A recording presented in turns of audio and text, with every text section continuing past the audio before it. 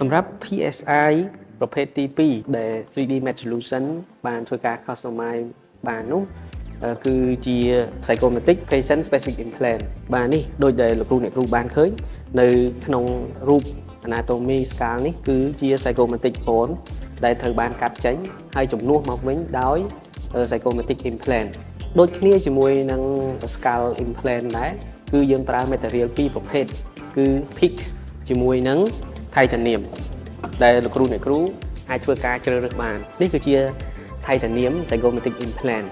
សម្រាប់ការវះកាត់ប៉ះពើក៏ដូចជាជួសជុលនៅ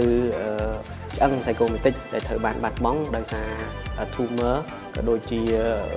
ដុំមហារីកជាដើមដែលមានកើតហើយត្រូវបានកាត់ឆ្អឹងនេះចេញបាទ